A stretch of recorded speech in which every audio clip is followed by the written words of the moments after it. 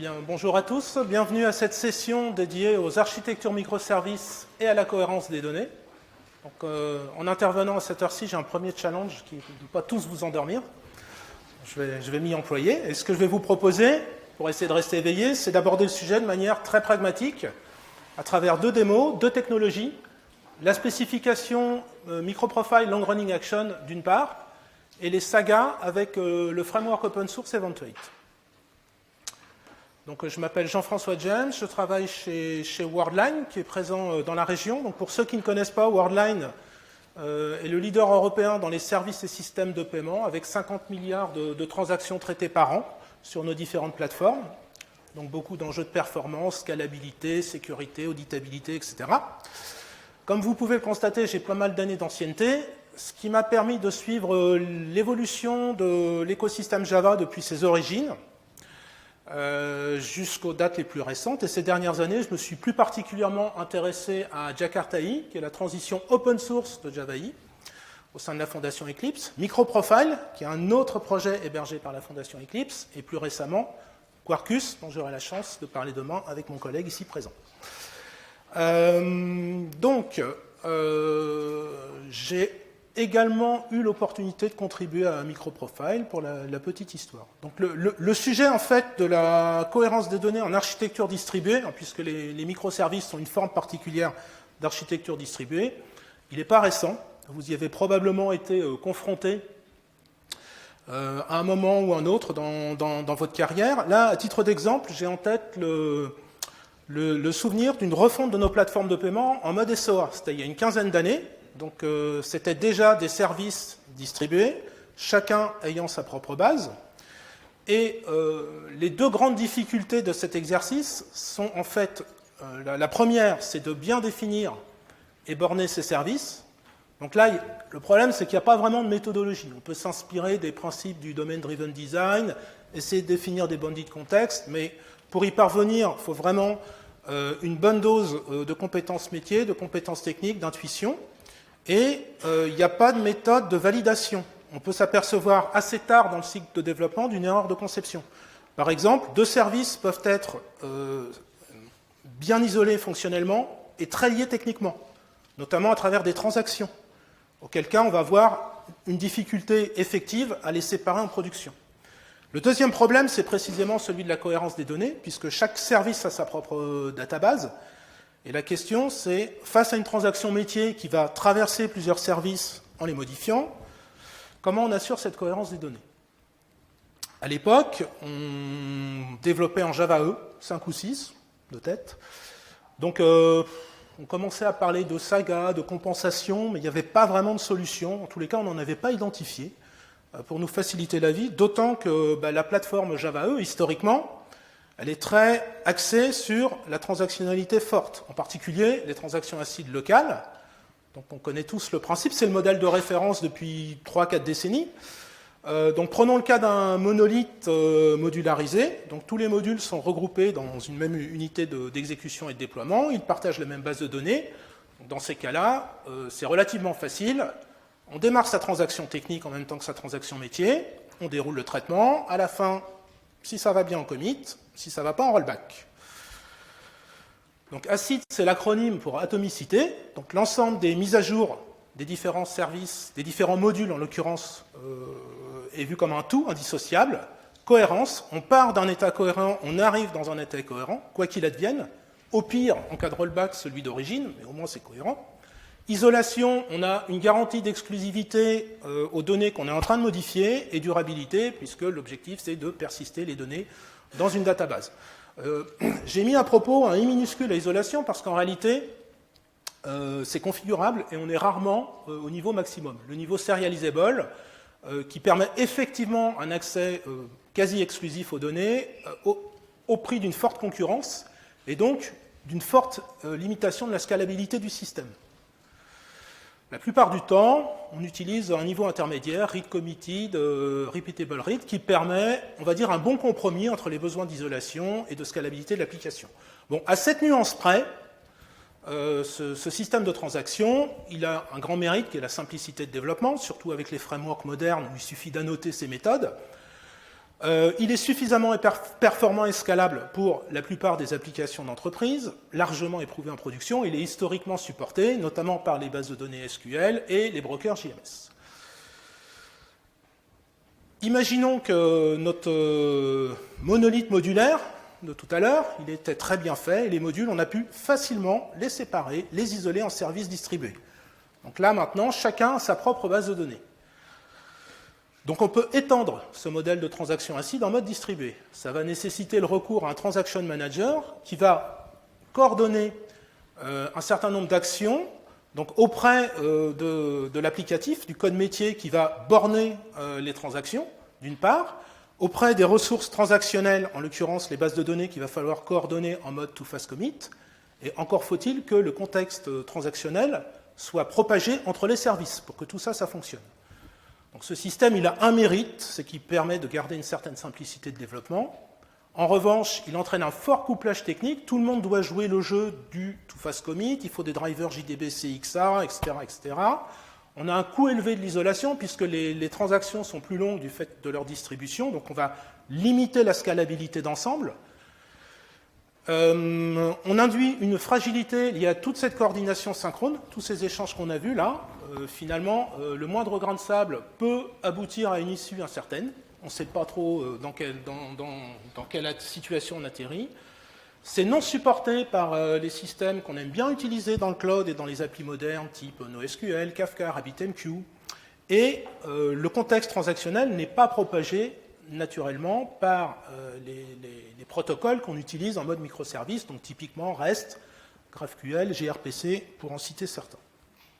Donc, grosso modo, ce système de transaction distribué acide, il ne répond pas vraiment aux enjeux et aux attentes des architectures microservices, où là, on va chercher à ce que les services soient le plus faiblement couplés, techniquement et fonctionnellement, qu'ils soient chacun scalables indépendamment. Donc, on voit que c'est possible, mais c'est quand même très limité. Donc, c'est là qu'entrent en scène les long running actions et les sagas, qui offrent une forme de transaction distribuée plus légère, on verra ce que ça veut dire, au-dessus de transactions acides locales. Donc le principe général est simple, on garde les transactions acides locales au niveau de chaque service parce que ça marche bien, et on met une couche de coordination au-dessus qui n'est pas du two-phase commit comme on a vu. Quand tout va bien, on reconnaît parfaitement le contexte dans lequel on est, on démarre, et on confirme à l'arrivée, et tout va bien. Là où ça change, c'est quand ça va mal se passer. Parce que là, il va falloir engager des actions de compensation, c'est-à-dire défaire fonctionnellement tout ce qu'on a fait. Donc une action de compensation, ça peut être quelque chose de très simple, par exemple modifier le statut d'une entité persistée, on verra ça dans les démos. Ça peut être quelque chose de moyennement compliqué, recréditer un compte qu'on a débité, et ça peut être quelque chose de plus compliqué, par exemple invoquer un service distant pour lui demander de défaire quelque chose qu'on a fait. Et donc, on va dérouler tout le fil pour se retrouver dans l'état initial. Donc, en tant que développeur, la première réflexion qu'on a quand on voit ça, c'est trop compliqué. Et la première question qui vient à l'esprit, mais c'est on fait quoi en cas d'erreur de compensation? C'est pas très séduisant. Alors, sur la partie complication, il faut relativiser. Parce que la plupart du temps, le rollback des transactions acides, on le réserve à des situations d'erreur technique. C'est-à-dire que quand on a un problème fonctionnel, en général, ça a une valeur ajoutée métier, et on ne fait pas un rollback pour tout oublier. Si je prends l'exemple d'un système de paiement, si j'ai une erreur d'authentification du porteur de la carte, je vais vouloir noter l'événement proprement pour répondre à des situations de réclamation, de litige, voire de détection de la fraude. Je ne vais pas faire un rollback comme ça et c'est fini. Donc, de toute manière, on voit bien que ces opérations de compensation, qui répondent aux problématiques fonctionnelles, il faut les implémenter. La différence principale, c'est leur cadre d'exécution qui va être différent, puisque avec les LRA et les sagas, elles vont permettre d'orchestrer d'une manière spécifique ces compensations, et sinon, la plupart du temps, c'est noyé dans le code métier qu'on a développé au sein de sa transaction acide. Ensuite, on peut limiter les erreurs de compensation. Donc, on peut les blinder, les renforcer. Alors, en les rendant idempotentes, c'est-à-dire en faisant en sorte qu'elles répondent toujours à la même chose, en faisant en sorte qu'elles restent simples et rapides, et en particulier, différer des opérations trop complexes et risquées. Je vous citais tout à l'heure le besoin d'appliquer un service distant. quand on compense, si fonctionnellement c'est acceptable, le plus simple c'est je note que je dois défaire et je le fais en arrière-plan. Mais je laisse passer mon opération de compensation. Donc on peut limiter le risque. Donc résumons-nous, on garde les transactions acides locales parce que ça marche bien. On met au-dessus une couche de coordination globale légère, faiblement couplée, et on verra ce que ça veut dire. On doit coder des opérations de compensation explicites, c'est pas si compliqué que ça.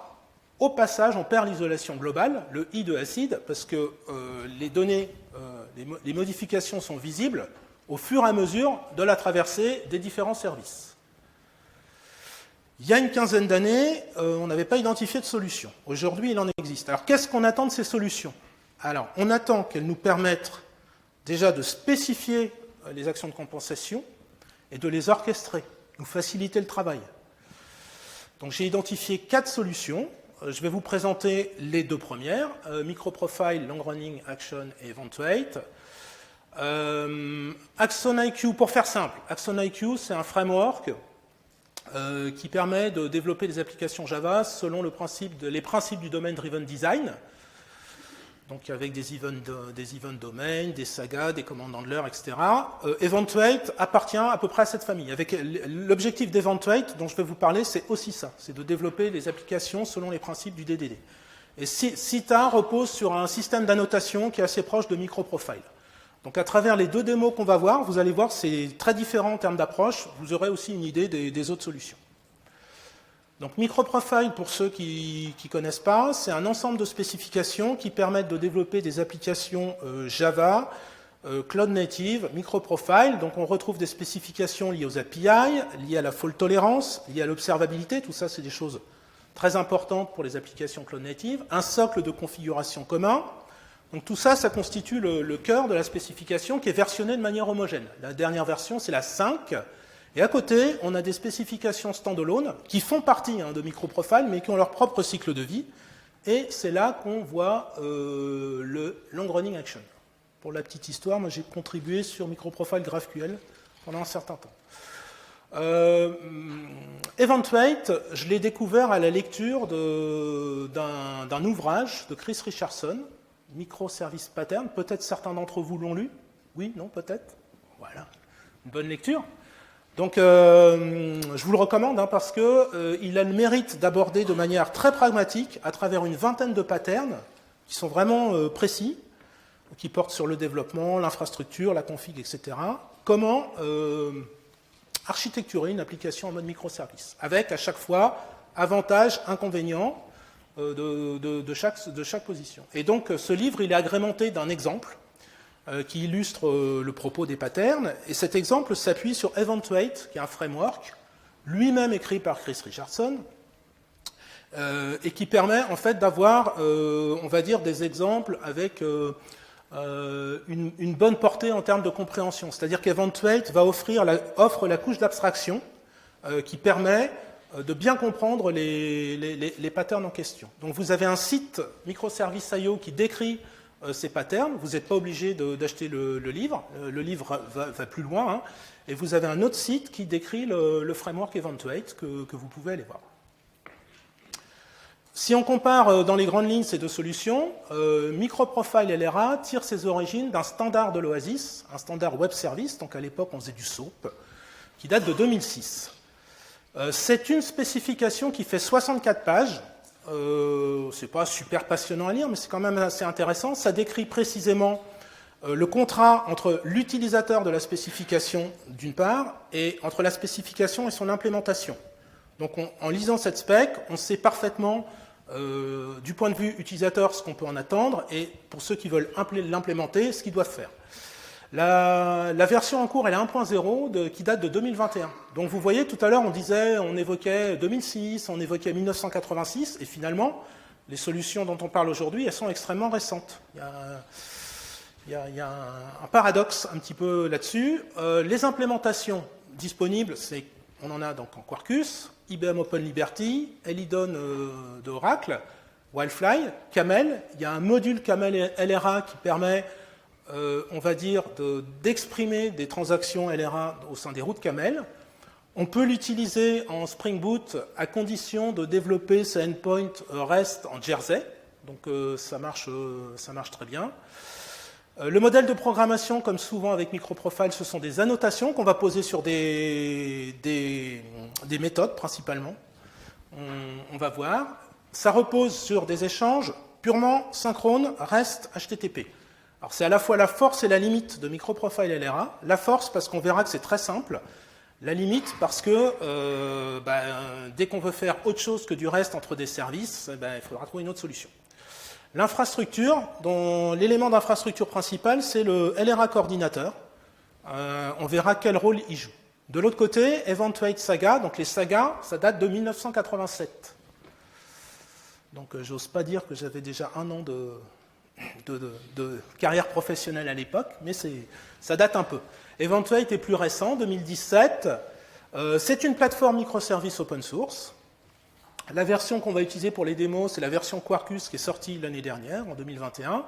Les implémentations sont disponibles en Spring Boot et Micronaut. Il y a deux modèles de programmation. Il y a un modèle léger qu'on appelle chorégraphie, qui consiste à réutiliser les domain events pour, entre guillemets, s'accorder sur des transactions. Bon, c'est pas terrible. Je vais vous présenter l'orchestration, qui consiste à définir la transaction à travers d'un domaine spécifique language, de manière vraiment très formelle, et donc qui permet d'aborder des transactions beaucoup plus complexes. Là, on est dans le monde de l'asynchrone. Tout ce qui est les échanges interservices, etc., on est paradigme asynchrone, excusez-moi. Et l'infrastructure, PostgreSQL, on a besoin d'une base de données, Kafka et CDC.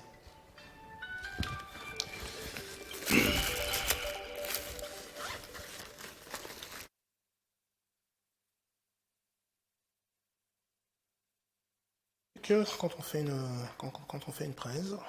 Ouais, voilà. La dernière fois, c'était le signal vidéo qui passait pas depuis mon Mac. Là, c'est mon téléphone qui sonne. Bon, très bien. En action. Donc, on va voir donc les deux démos. Alors, elles sont disponibles sur GitHub. J'essaie de faire en sorte qu'elles soient faciles à rejouer, suffisamment documentées, pour vous permettre d'appréhender ce que je vais vous raconter là. Donc n'hésitez pas si vous voulez vous faire une idée par vous-même. Donc la démo, c'est l'exemple classique de réservation de vacances avec un certain nombre de prestations, donc l'hôtel, le voyage, une voiture de location éventuellement. Bon, cet exemple, pour la démo, je l'ai simplifié, j'ai gardé que 2 services et je l'ai approfondi en mettant vraiment de la logique métier. C'est la logique métier, des transactions, de la persistance. Ça va un petit peu plus loin que la plupart des exemples qu'on trouve qui sont vraiment très simples, où il y a juste un système.out.println qui dit qu'on est passé par là. Donc là, j'ai voulu aller au bout de la démarche.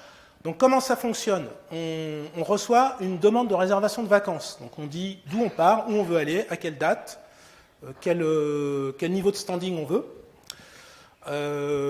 Et à partir de là, donc, on arrive sur le service principal, Holiday, qui lui va commencer à va prendre en compte la requête externe, va contrôler l'identifiant du client. Si c'est bon, il va invoquer le service de voyage qui, lui, va déterminer, en fonction des dates et des lieux, le moyen de transport, les horaires précis et le prix. On va chanter les appels à hôtel et car parce que je ne les ai volontairement pas implémentés. Et à la fin, on va faire un contrôle de montant total. C'est-à-dire qu'on va vérifier qu'on n'a pas dépassé un montant maximum. Alors, donc tout ça, c'est englobé dans une transaction distribuée. Et ce qui est intéressant, c'est qu'on a plusieurs cas d'échec de cette transaction. Une transaction, c'est intéressant quand ça échoue, hein, quand ça marche bien. Bon. Et là, donc, on peut échouer sur le contrôle du client. Donc là, c'est très simple. Dans la démo, ça doit être 42, l'identifiant de client. On peut échouer dans le service de voyage si on ne connaît pas le départ, la destination. On peut échouer sur le contrôle du montant total, c'est-à-dire qu'à la fin, on vérifie que l'ensemble des prestations ne dépasse pas un maximum, et là, si oui, on peut dire on annule tout.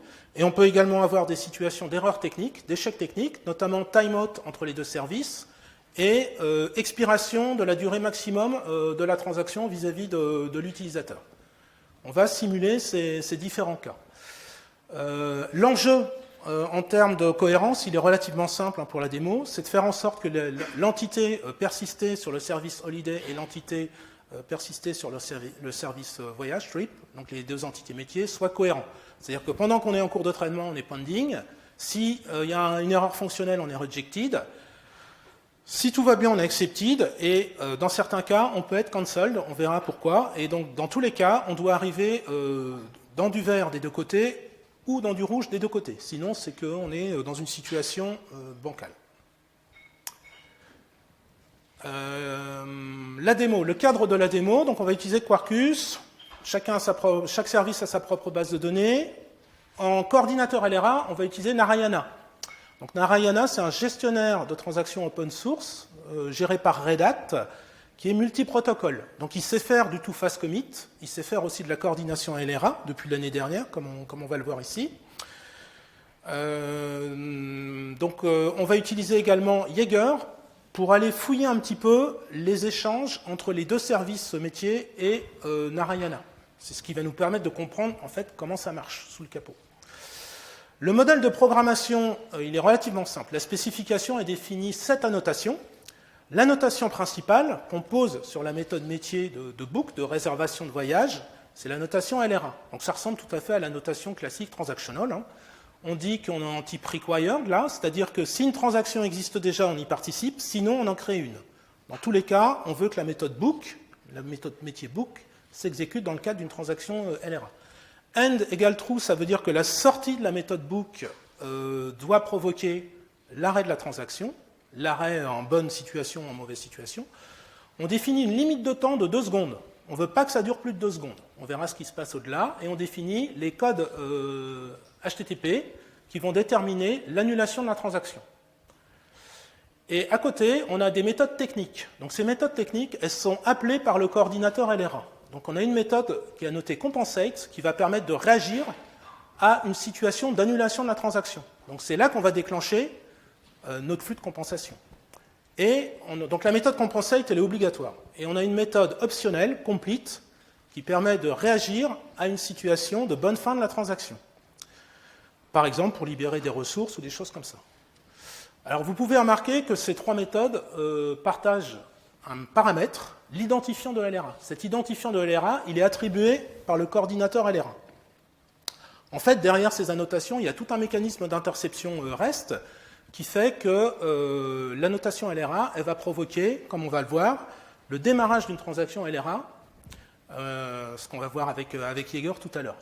Et les méthodes annotées compensate et complete sont des méthodes techniques utilisées par le coordinateur LRA. Elles ne sont pas exposées à l'extérieur. Et cet identifiant de LRA, c'est le seul lien fonctionnel entre tous les participants à la transaction. Donc on peut vraiment parler d'un couplage léger, on ne peut pas faire plus léger que ça. Par contre, charge à vous d'associer cet identifiant de LRA à la transaction métier que vous êtes en train de traiter. Ce n'est pas très compliqué. De l'autre côté du tuyau, donc le service appelé, le service de voyage, on retrouve la notation LRA, mais de manière plus simple. Là, on dit qu'elle est de type support.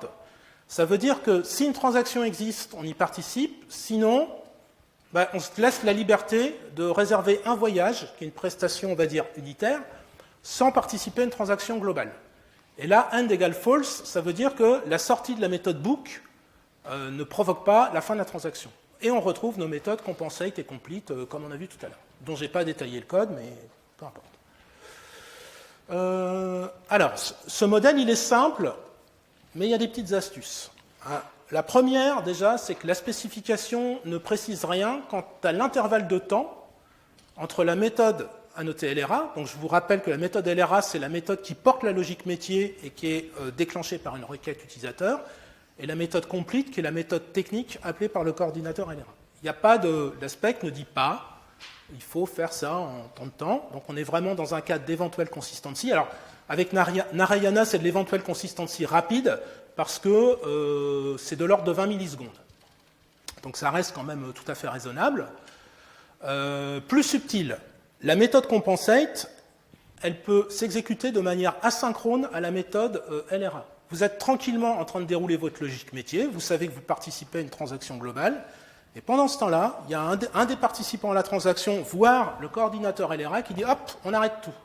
Et la manière de dire « on arrête tout », c'est d'appeler la méthode compensate sur tous les participants. Donc ça veut dire qu'il faut blinder votre code un minimum pour prendre en compte le fait que, finalement, la transaction, elle a pu être annulée alors que vous êtes en train de la traiter. Bon, ce n'est pas très compliqué. Vous pourrez voir, il y a plusieurs stratégies possibles. Dans mon exemple, ce que je fais, c'est qu'à la fin de la méthode book, LRA, je vérifie tout simplement que la transaction à laquelle je participe n'a pas été compensée. Et si oui, je ne réponds pas de la même manière et je ne termine pas ma transaction de la même manière. Mais bon, il faut le savoir, sinon on a des petites surprises. On va passer à la démo. Donc, l'effet démo va-t-il frapper? Alors, j'ai tout lancé en termes d'infrastructure, donc le coordinateur LRA, les bases de données, tout ça. Et on va simuler des départs en vacances. Est-ce que c'est assez gros, là? Ouais. Donc là, on dit qu'on veut aller à Londres. On part de Paris, on veut y aller au mois d'avril l'année prochaine, on s'y prend à l'avance. On veut y aller basique, pas spécialement standing ni grand luxe, et on est tout seul. Donc là, on est dans une situation qui, normalement, devrait bien se passer. On va donc l'exécuter. Et voilà la réponse.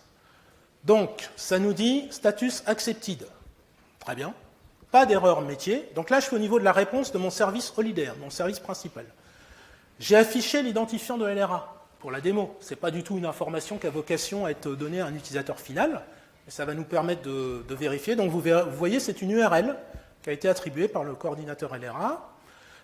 En dessous, on a nos informations du service appelé. Donc on voit que on va y aller en bateau, on va partir à 5h15, c'est super, et ça va nous coûter 402,25 €. Donc là, tout va bien.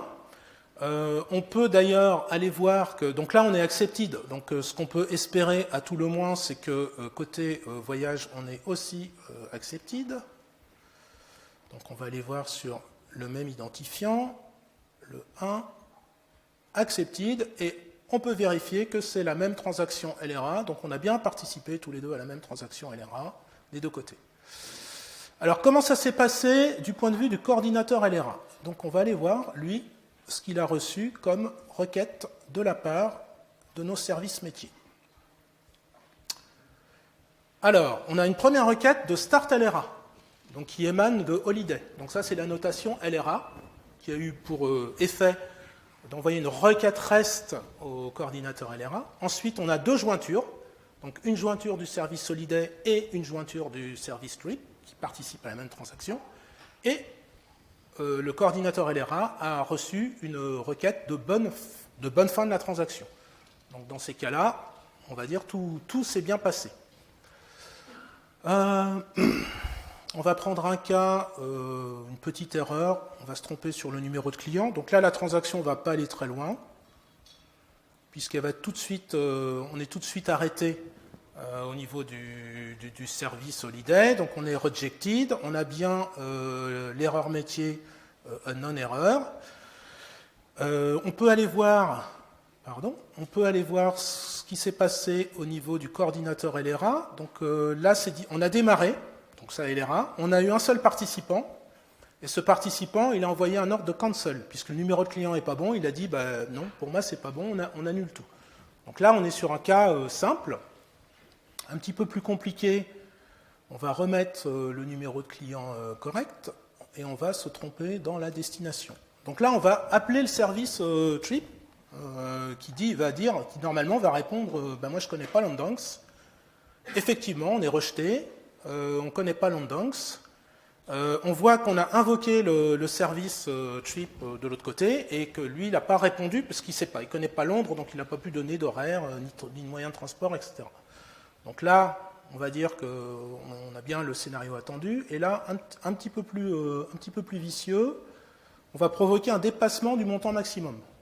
On va dire, tiens, on veut aller à Londres à 2, c'est plus sympa, mais le plafond est à 500 et on va complètement l'exploser. Donc là, dans ces cas-là, on est bien rejected, comme vous pouvez le voir. On a bien l'erreur métier max pricing exceeded.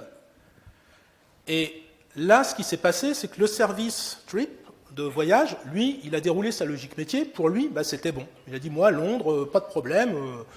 ça coûte 804 €, faudra partir à telle heure, etc. On revient dans Holiday, Holiday dit, oh non, non, on a dépassé le montant, on annule tout, on cancel. Donc là, on va aller voir que ce qui s'est passé à l'autre bout du tuyau, donc pour l'identifiant numéro 3, donc qui a participé à la même transaction, et lui, il est cancel. Alors cancel, ça veut dire que dans un premier temps, il a accepté, et à un moment donné, il a reçu une compensation du coordinateur LRA, et il a réagi en modifiant le statut à cancelled de l'opération. Donc on est cohérent des deux côtés. Donc là, c'était des erreurs, entre guillemets, gentilles, fonctionnelles. Là, on va provoquer un petit peu d'erreurs techniques, histoire de voir comment ça réagit. Bon, Londres, c'est trop cher, on va essayer d'aller à Dublin. Donc là, on va provoquer un timeout, c'est-à-dire que Holiday est configuré pour attendre au maximum 1 seconde la réponse de Trip. Au bout d'1 seconde, il dit « moi c'est trop tard, j'arrête tout ». Donc là, effectivement, on a bien un statut rejected côté Holiday, on n'a pas pu appeler Trip dans des bonnes conditions, et là, on n'a même pas d'identifiant, parce qu'on ne sait pas ce qui s'est passé à l'autre bout, ça n'a pas répondu dans le temps escompté. Donc ce qui serait intéressant, c'est d'aller voir effectivement à l'autre bout, est-ce qu'on a accepté une demande de voyage à destination de Dublin? Et oui, miracle, on en a une. Donc c'est la même transaction, hein. On peut vérifier, ça finit par 20 des deux côtés. Et on est cancelled, c'est-à-dire que là encore, Holiday a décidé de mettre fin à la transaction et donc le coordinateur a envoyé les ordres de compensation qui vont bien. Ça va, je ne vous ai pas perdu? J'espère. Le dernier cas, c'est le plus méchant. On va essayer d'aller à Budapest et là, on va excéder la durée maximum de la LRA. Dans la notation LRA, on a défini une durée maximum de 2 secondes. Et là, on va aller volontairement, on va excéder à 2 secondes. C'est-à-dire que quand on va revenir, c'est le service Holiday qui va faire exprès de traîner. Il va traîner 3 secondes. Et là, voilà ce qui s'est passé. Donc là, c'est rigolo parce qu'on a un temps de réponse de la requête qui est supérieur au temps de la LRA. D'habitude, c'est l'inverse, hein. La LRA englobe le traitement métier, mais là, la LRA, au bout de 2 secondes, on a dit, enfin, c'est le coordinateur LRA qui a dit à tout le monde, on arrête tout, on compense. Donc là, on est vraiment dans une situation où la méthode compensate s'est exécutée de manière concurrente à la méthode LRA. Et on cancel tout. Donc là, c'est le coordinateur LRA qui a envoyé la requête à tout le monde. On peut aller voir, d'ailleurs, on va aller voir que, par exemple, Holiday, il a reçu donc une requête book, qui est une requête de réservation de voyage, et il a reçu une requête compensate, qui est tombée du coordinateur LRA, parce qu'on avait dépassé les 2 secondes, et il en va de même pour l'autre service Trip. Donc, book compensate. Donc, vous voyez, le mécanisme général, il est assez simple. Il est en l'occurrence beaucoup plus simple que le two-phase commit, parce que là, le coordinateur LRA, qui est un transaction manager, il interagit qu'avec des REST points HTTP. Il n'interagit pas du tout avec les bases de données sous-jacentes, etc. C'est beaucoup plus simple que le two-phase commit. Par contre, c'est un petit peu plus de boulot côté développeur, parce qu'il faut faire le lien entre cet identifiant de LRA et la logique métier. À ce stade-là, est-ce que vous avez à peu près compris la logique générale de MicroProfile LRA, avant qu'on passe à l'autre? Alors, on va passer à Eventuate. Et là, c'est complètement différent. Donc, ce qui est intéressant, c'est de voir qu'on a 2 solutions très différentes qui permettent d'adresser cette problématique. Alors, Eventuate, bienvenue dans le monde de l'asynchrone. Donc là, les échanges se font plus du tout en REST HTTP. On est en Kafka. Donc on a Zookeeper en haut qui nous surveille Kafka, qui nous surveille un composant un peu particulier qui joue un rôle clé dans l'histoire, qui est un composant Eventuate qui s'appelle le CDC, le Change Data Capture. On verra à quoi il sert. En fait, le CDC, il va contrôler tous les échanges de part et d'autre de Kafka. Donc on retrouve nos 2 services Quarkus, base de données. On va utiliser Kafka All pour voir justement la nature des messages qui circulent, un petit peu comme on a fait avec Jaeger, sur Kafka, pour essayer de comprendre comment ça marche. Le CDC, c'est un composant du framework Eventuate. En l'occurrence, c'est une application Spring Boot qui assure la transactionnalité des messages envoyés sur Kafka. Kafka n'est pas transactionnel par nature. Donc ce qui se passe avec Eventuate, quand côté applicatif vous voulez publier un message, vous passez par l'API Eventuate qui en réalité inscrit dans une table locale, une table base de données, donc dans la même transaction locale que la logique métier, le fait qu'il faut envoyer un message à l'autre bout. On n'écrit pas directement sur Kafka. On écrit dans cette table intermédiaire. Ça, c'est Eventuate qui le fait. Nous on ne s'en occupe pas. Et derrière, le CDC, il va venir scruter cette table pour identifier tous les messages qui n'ont pas été publiés et pour les envoyer. Alors, il y a deux manières de faire par configuration. Il y a une manière suffisante pour le développement, qui n'est pas très élégante techniquement, qui est du SQL polling. Donc, on va faire un select sur la table des messages pour aller repérer ceux qui ne sont pas encore partis. Il y a une méthode qui est recommandée en production, qui est de faire du transaction logtailing, c'est-à-dire d'aller espionner la transaction log, la bin log, la commit log, ça dépend des bases de données, pour aller repérer les messages qui ont été committés dans cette table et les publier. Donc là, de cette manière, on assure la transactionnalité de la publication du message sur Kafka, et à l'autre bout du tuyau, on va vérifier qu'on n'a pas déjà reçu le message. C'est-à-dire, on retrouve un CDC qui, lui, va dire, tiens, je reçois un message, là, est-ce que par hasard, je ne l'ai pas déjà reçu? Donc les messages, ils sont identifiés par Eventuate, et ça permet de contrôler vraiment l'unicité du message, la transactionnalité et l'unicité du message. Et donc le consumer du message, côté Eventuate, lui, il va recevoir, il va à la fois consommer son message et exécuter sa logique métier dans une même transaction. Alors, les messages, c'est quoi? Ça peut être des commandes à destination d'un command handler, ça peut être des réponses d'un command handler, et ça peut être des domain events. On est vraiment dans un cadre DDD. En termes de modèle de programmation, donc, on n'a plus de coordinateur LRA, on n'a plus d'annotation, on a une description de la saga à travers un DSL, un Domain Specific Language, qui ressemble à ça. C'est assez simple à lire. On définit des étapes. Dans chaque étape, on peut invoquer localement une méthode ou invoquer un participant distant. Donc là, on voit qu'on appelle le service trip. On peut réagir aux réponses du service, suivant que la demande de réservation de voyage a réussi ou pas. Et vous voyez que pour chaque étape, on peut ajouter une opération de compensation. Donc en fait, il y a deux façons de lire cette DSL. Du haut vers le bas, c'est le flow d'exécution normal. Et quand on remonte de bas en haut, c'est le flow de compensation. Et en fonction de ce qui va se passer dynamiquement, Eventuate va savoir si on continue à descendre ou si à un moment donné, il faut remonter. Côté trip, donc le service qui reçoit les commandes, il a trois types de commandes. Une commande de réservation, une commande de confirmation, une commande d'annulation. Donc là, j'ai juste détaillé la première. Vous voyez qu'il reçoit sa commande, il invoque la logique métier, et il y a deux manières de répondre. Soit il répond avec with failure, soit il répond avec with success. Et ça, c'est très important de respecter cette convention. C'est ça qui va permettre à Eventuate, quand on va revenir dans l'exécution de la DSL, dans le service Holiday, de savoir si on continue le flow d'exécution normal, avec with success, ou s'il y a eu un problème et qu'il faut remonter le flow de compensation. Donc c'est un modèle très différent. Donc là, alors encore une fois, on n'a plus de coordinateur LRA, tout est dans le service Holiday qui joue le rôle d'orchestrateur. Là, il y a un seul service tiers invoqué. Dans le bouquin de Chris Richardson, c'est une application Food2Go où il y a 5 ou 6 services, et c'est beaucoup plus compliqué. Eventuate a besoin d'un certain nombre de tables pour assurer son fonctionnement interne. On a parlé de la table des messages, la table Received Message. En fait, il y a deux familles de tables. Il y a des familles de tables, on va dire, de fonctionnement général, et il y a des familles de tables liées à l'exécution des sagas. Donc là, en l'occurrence, la saga, elle est définie du côté du service Holiday, et on ne retrouve ces tables-là que du côté Holiday. Alors, ce qu'il faut bien comprendre, c'est qu'une saga, c'est quelque chose qui est persisté en database. L'état, il est persisté, et l'exécution, elle est asynchrone. C'est-à-dire que quand on reçoit une requête REST synchrone, on lance une saga, et on ne maîtrise pas le déroulement derrière. Ça peut être exécuté par d'autres threads, etc. Vous verrez dans mon exemple de code, il y a une petite gymnastique pour être notifié de la fin d'exécution de la saga pour synchroniser avec la réponse HTTP. Donc je l'ai fait pour la démo parce que ça me permet de vous afficher le résultat final en live. Sinon, il aurait fallu que je tape plusieurs fois, ça n'aurait pas été très agréable.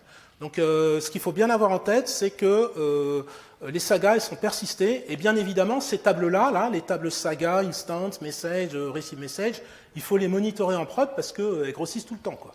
Donc, il faut faire, je pense dans un usage de production, il faut vraiment surveiller ça de près. Alors, on va rejouer presque la même chose. Je vais vous expliquer pourquoi presque. Alors, première chose à faire, on va vérifier l'état de santé de nos CDC. Les Change Data Capture, on a vu qu'ils étaient de part et d'autre du tuyau Kafka. Donc, on a besoin qu'ils soient en bonne santé. Donc là, on voit que c'est une application Spring Boot, puisqu'on a des health checks exposés par l'actuateur. On a aussi des métriques. Alors là, ça nous dit un truc sympa, c'est qu'on est bien connecté à la base de données. Donc là, on est côté trip, côté service appelé. On est bien connecté à Kafka et on est bien surveillé par Zookeeper. Donc là, on est content. Même chose ici. On est up, on est connecté des deux côtés, on est vraiment en état de fonctionnement. Alors j'ai tout lancé. J'ai lancé l'application et ça a eu pour effet de créer automatiquement des topics Kafka. Donc là, les deux topics qui vont nous intéresser, c'est le topic qui s'appelle Trip Service, qui va véhiculer les commandes de réservation de voyage, et le topic Reply, qui va transporter les réponses. On va aller fouiller un petit peu là-dedans pour voir à quoi ils ressemblent ces messages. Donc, on va repartir dans notre système de réservation de vacances, et rebelote, on repart pour Londres. Là, on devrait être sur un cas passant. Youpi, ça a bien marché. Donc là, il n'y a plus de LRA ID, il n'y a plus de LRA. Donc tout a été centralisé dans l'exécution de la saga. Donc on est bien accepted. On a bien reçu donc les informations de notre service appelé. On peut d'ailleurs aller vérifier qu'effectivement, lui, il est d'accord, qu'il a bien accepté. On exécute, il a accepté aussi, et donc il nous a retourné les informations détaillées qu'on attendait sur le voyage. Une petite erreur pour le fun sur le numéro de client. Donc là, on ne va pas aller très loin dans l'exécution de la saga, on va tout de suite s'arrêter. Ça nous dit bien rejected, unknown customer. On peut voir d'ailleurs qu'on a des temps de réponse un petit peu plus longs. Je ne sais pas si vous avez fait attention tout à l'heure, on est plus long parce qu'il y a de la persistance, il y a de l'asynchronisme. On est un petit peu plus long dans l'exécution des sagas que dans l'exécution des LRA tout à l'heure. Remettons donc un bon numéro de client pour nous tromper sur la destination. Donc là, on va bien aller invoquer le petit copain d'en face, et là, on est rejected, donc on s'est bien compris, on est rejected. Il nous a dit que ce n'était pas possible d'aller à Londonx, donc on peut aller vérifier qu'effectivement, sur l'identifiant 2, c'est ça qui a été dit. On est bien cohérent des deux côtés.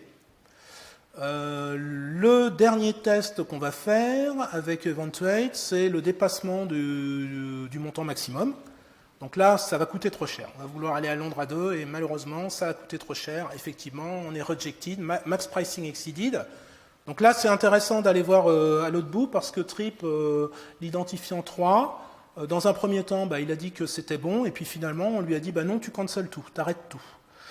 Effectivement, il a cancelé. Donc là, l'heure de cancel, il n'est pas arrivé du coordinateur LRA, il est arrivé du topic Kafka et il a été émis dans le cadre de l'exécution de la saga. On va aller fouiller un petit peu les messages qui ont transité pour comprendre un petit peu pourquoi, comment ça marche. Donc là, j'en prends un, je prends le premier. Donc là, c'est un message d'annulation du voyage. Ça correspond au dernier cas dans lequel on était, où Holiday dit à son service de voyage, tu m'annules le voyage numéro 3 parce que, en l'occurrence, on a dépassé le prix. Donc là, on a le payload. Vous voyez, le payload, il est relativement bref. C'est juste l'identifiant. Par contre, vous voyez qu'il y a des informations techniques qui sont rajoutées, des headers Kafka qui sont rajoutées automatiquement par Eventuate pour son bon fonctionnement. On va aller en voir un autre. Avec un peu de chance, là, on va tomber... Là, on est sur une confirmation. Donc, on a envoyé une confirmation de commande. On va essayer de trouver une réservation. Et là, voilà. Là, on a le message initial, qui est le message de réservation de voyage, où on retrouve nos informations métiers qui sont JSONifiées automatiquement sur Kafka. Et voilà. On peut aller voir. Alors, les réponses qui ont été données, on va les fouiller un petit peu dedans aussi, parce que là, il y a une chose intéressante, c'est que je vous ai dit tout à l'heure que le command handler, à l'autre bout, il faut qu'il réponde with failure ou with success. Et ça, c'est traduit dans un header Kafka par event wait dans l'élément reply outcome type. Là, on est success. Et c'est donc ça qui va permettre de savoir, quand on va revenir dans l'exécution de la saga, si on continue normalement ou si on arrête. Sinon, ça aurait été failure. On va peut-être essayer de trouver un failure, juste pour le... Là, on est success encore. Allez, un petit failure, s'il vous plaît. Success encore. On a obligatoirement eu un failure. Success encore. Oh là, pas de chance. Voilà, là, on a eu une business error. On ne connaissait pas l'endonx. Donc on a dit, ben non. Et là, on a répondu with failure, et effectivement, ça a permis de remonter l'exécution de la saga. Alors tout ça, si je reviens, tout ça, c'est en fait ce qu'on peut lire là-dedans, tout ce qu'on a démontré là. Alors vous noterez que je n'ai pas fait de démo de timeout, parce qu'en fait, les timeouts ne sont pas gérés par event wait. On est dans une logique asynchrone pure. Donc, contrairement à LRA, où là, on est très synchrone et on a besoin de gérer des timeouts, dans l'état actuel de event wait, si vous voulez gérer des timeouts, vous pouvez le faire avec du time to live que vous gérez vous-même. Il y a une issue qui a été postée pour rajouter la notion de timeout quand on appelle un participant distant. Donc, qui a été postée récemment à ma demande, en l'occurrence. Donc, on va voir si c'est fait. Voilà. Donc, en guise de conclusion,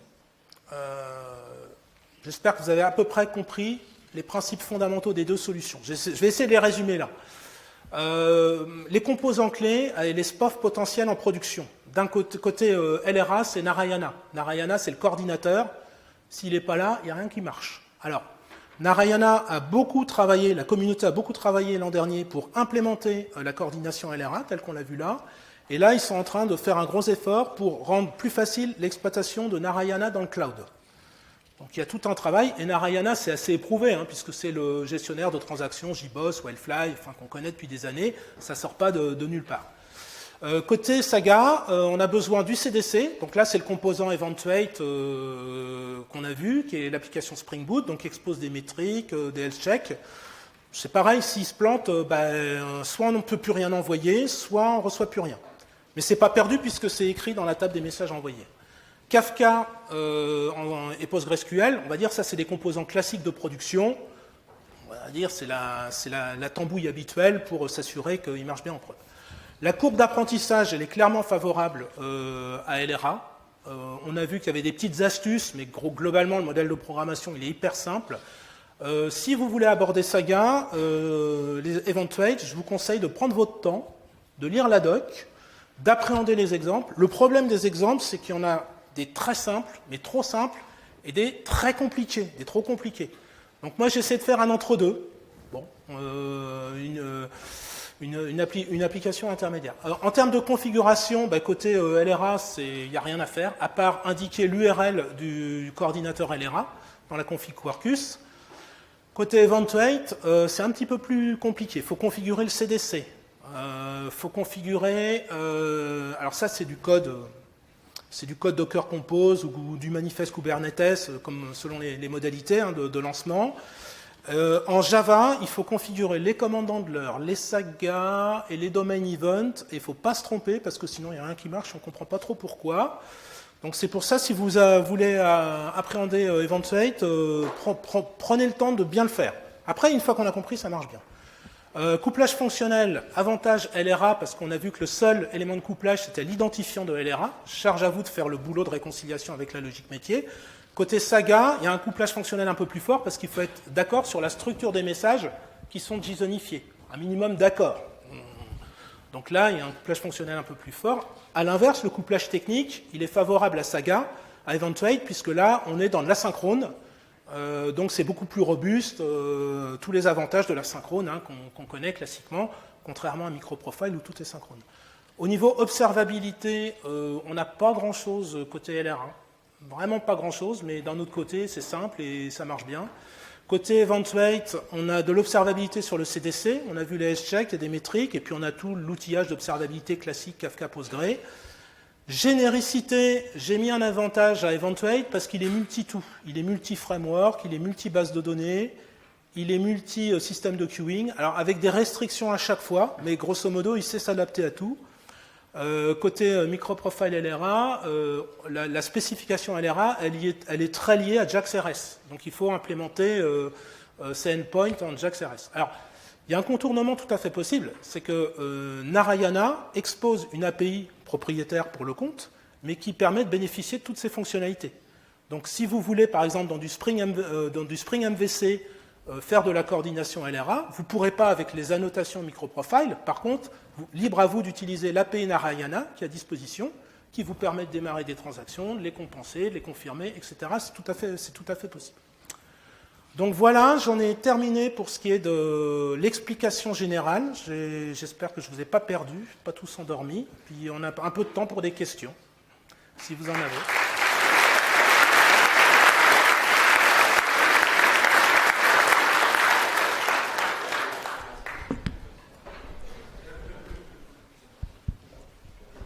Merci pour la présentation. Une petite question peut-être sur ces astuces techniques là qu'on n'a pas trop vues, mais la méthode compensate peut être appelée en parallèle de la méthode de booktrip, enfin, donc qui est en cours de traitement, les deux étant transactionnels et travaillent dans des transactions séparées au niveau de leur base locale. Comment ça marche en fait? Comment est-ce qu'on gère justement ces deux appels en parallèle pour être capable d'annuler un truc qui n'est pas encore fait, quoi? Oui. Alors, il y a plusieurs stratégies possibles. Dans la démo que j'ai faite, en fait, sur la méthode compensate, quand je reçois l'ordre compensate, je regarde si j'ai pas déjà une transaction métier associée à cette LRA ID. Et si oui, je la cancel. Je lui change son statut, cancelled. Sinon, je persiste dans une autre table, d'accord, en disant tiens, il y a une transaction qui a été cancellée, mais elle n'est pas encore associée à une transaction métier. Et dans ma méthode métier book, à la fin, je regarde si j'ai pas persisté le fait que la transaction que je suis en train d'exécuter a en fait été compensée. Donc je joue sur des jeux de données différents en fait. J'ai une table dans laquelle je stocke les LRA orphelines qui ne sont pas encore associées à une transaction métier. Et puis j'ai ma table de transaction métier book, donc c'est deux tables distinctes. Donc normalement, ça doit le faire. C'est des transactions distinctes, mais qui portent sur des données, différentes, quoi. Donc après, je ne l'ai pas mis en prod, pour être honnête. Et sur une application de production, il faudrait faire du test de charge, regarder un petit peu, effectivement, si on ne tombe pas sur des cas limites où la transaction n'est pas tout à fait committée d'un côté, on croit qu'on a répondu, des choses comme ça. Ouais. Après, la pratique courante, j'ai déjà eu l'occasion de donner cette presse, c'est que généralement, on a vu que ces solutions sont relativement récentes, ce que font la plupart des gens. Alors déjà, ils évitent d'avoir des transactions distribuées. Ça, on va dire c'est un bon principe de découpage microservices. Malgré tout, il y a des cas où il y en a quand même. Donc dans ces cas-là, ce que font les gens, c'est qu'ils notent qu'il y a eu un problème et ils traitent tout en arrière-plan après pour essayer avec un batch ou autre, de remettre toutes les données d'aplomb. Ça, on va dire, c'est la solution basique de chez Basic, qui n'est pas toujours acceptable fonctionnellement, quoi. Ces solutions-là, elles ont le mérite d'être plus exigeantes d'un point de vue fonctionnel que de noter et puis d'essayer de récupérer par un batch après et de remettre tout d'équerre.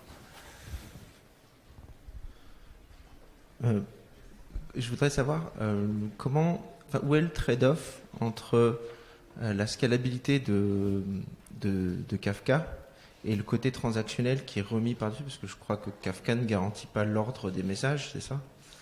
Et donc, refaire du transactionnel sur Kafka, j'imagine qu'on perd la scalabilité. Alors, non, là-dessus, il faut lire la littérature, enfin, non, c'est pas de la littérature, les écritures de Chris Richardson, où lui, il explique justement, il partitionne en fait les topics avec un seul lecteur par partition pour garantir la séquentielle et l'ordre des messages traités.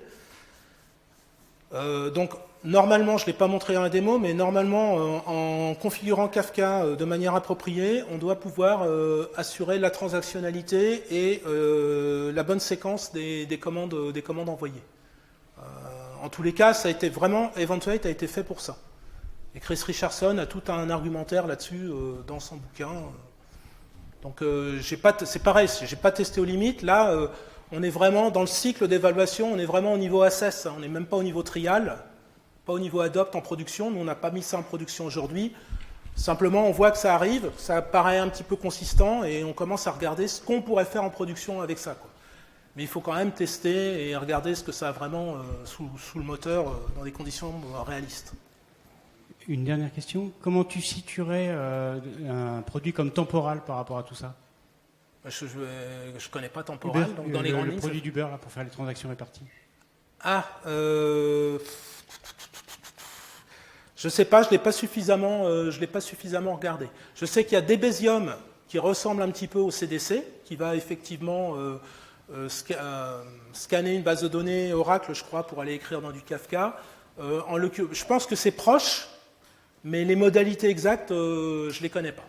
Très honnêtement. Mais il s'appelle comment le produit? Temporal. Je vais regarder ça. Temporal. Ok. Merci à vous.